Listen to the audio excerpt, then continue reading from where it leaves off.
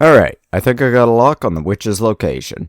Unfortunately, it's a good long distance away, Con, so I'll need your help to get there. Remember, I am human as well, so I can't survive the speeds you can or go near as long without eating, drinking, or resting or such. Diabetes certainly doesn't help either. Why did I agree to this? Because this is my reality, and you don't have any choice at all. But while you're getting the bike ready, I'll start talking about this week's RPG review. Let's see. The Deathwatch have gotten popular lately, despite GWs screwing them over 22 ways to Sunday. What's a Deathwatch? Deathwatch are Imperial Border Patrol. I think I've done 3 Wednesday videos about them, but this week I want to try an old game that you can't legally purchase anymore by Fantasy Flight Games. I've actually reviewed a few of this company's systems. I think there was also a short-lived video game based off this TTRPG. Just get on with it! You ramble so much! Jesus Christ, fine. Deathwatch, that's the whole name, no subtitle or anything of the likes. It's another Warhammer 40,000 roleplay game. This game takes place before the creation of the Primaris Marines, so some of y'all might like it better.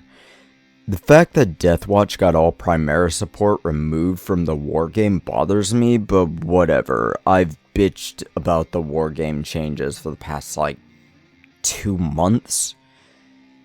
This game looks like it's primarily a percentile system, with a sprinkle of a D10 system here and there. Looks like almost no other dice are used in this game, so that's pretty simple. At least you don't need to purchase a box of D6s like with some dice pool games. It even gives a chart of how percentiles work. Look at this, Cody. I told you 00 is 100. Now, this book has 20 pages just telling you about Space Marines, how they're created, how they are trained, their levels of authority and such. But on page 22, we finally get into character creation. Weirdly enough, this goes into the same stuff as well. Demeanor, how you roleplay, and chapters that are within the Deathwatch. Oh, that's a thing I should point out. If the title of this game didn't give it away, you are a part of the Long Vigil. You are playing a Deathwatch Space Marine. While your chapter is primarily focused on alien killing, you'll sometimes face off against non-alien or demonic threats. Keep that in mind. Character creation says there are 7 steps to making such, and I'm gonna be honest with you, the character sheets alone are a lot of intimidating. There's 3 of them. One's got your basic information like characteristics, skills, wounds, and movement and the such. The next has abilities and augments and weapons and the likes, and the last has specific abilities listed for either solo play or cooperative play. There's various versions of this sheet. I recommend looking around for one that looks well enough to you. First step is for you to generate characteristics. You'll start with the skills Awareness, Ciphers, Chapter Runes, Climb, Dodge, Common Lore, Adeptus Astartes, and Imperium War, Concealment, Drive, Vehicles, Intimidate, Literacy, Navigation, Surface, Scholastic Lore, Codex Astartes, Silent Move, Speak Language, High and Low Gothic, Tactics, any one of your choice, and Tracking. All skills are considered of the trained status unless something else boosts them up a little bit more. Those are just the skills. You will also start with the talents: Ambidextrous, Astartes weapon training, Bulging biceps, Heightened sense, hearing, and sight, Killing strike, Nerves of steel, Quick draw, Resistant psychic power, True grit, and Unarmed master. And you still have starting traits, unnatural strength times 2 and unnatural toughness times 2. You don't need to have any of the requirements to get any of these talents or traits. I think there's a requirement for them because you can add them to enemies or even play as things other than Astartes in later updates to the game. Honestly, I can take a guess as to what each of these things do, but I can't guess how they work, unfortunately.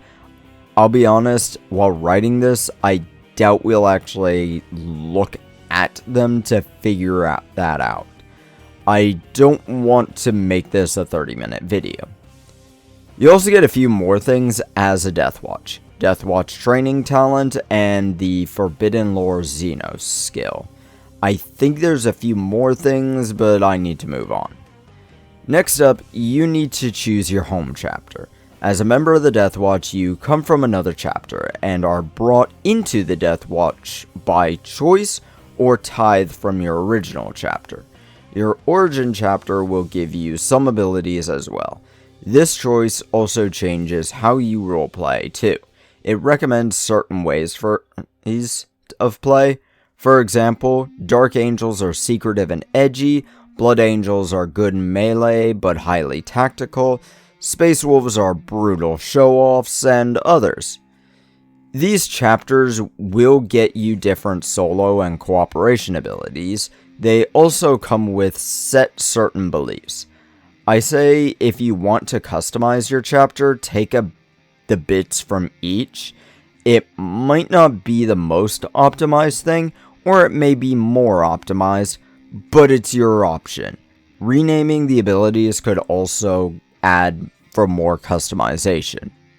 Next up, we've got specialties. This is essentially your class.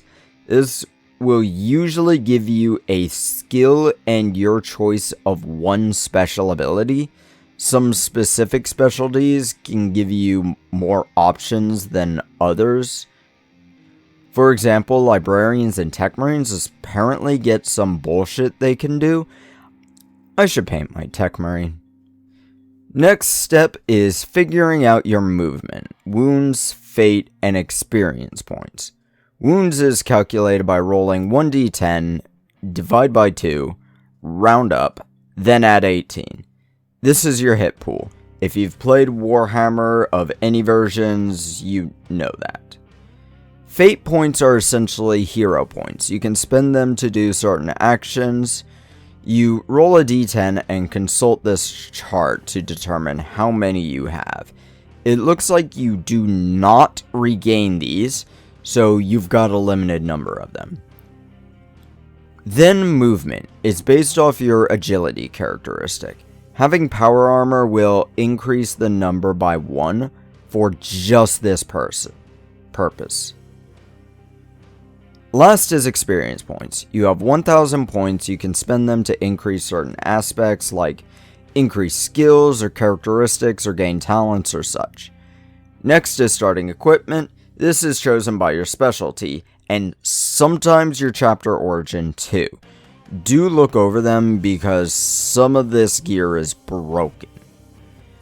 The last two parts are giving character life, then play Deathwatch. These are details and actually playing the game. This has some things that can actually affect the game, for example, armor quirks, as these things are like 10,000 years old.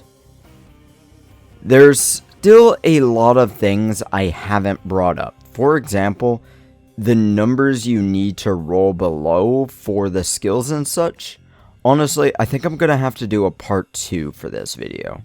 So, you're done babbling? Yeah, I'm done. How's the motorcycle looking? I've got a sidecar for you, and I put a gyro cage on it so you won't get knocked around too much. I have a few more modifications to make. Why don't you, I don't know, paint your tech marine? You know what? I will. Shove off.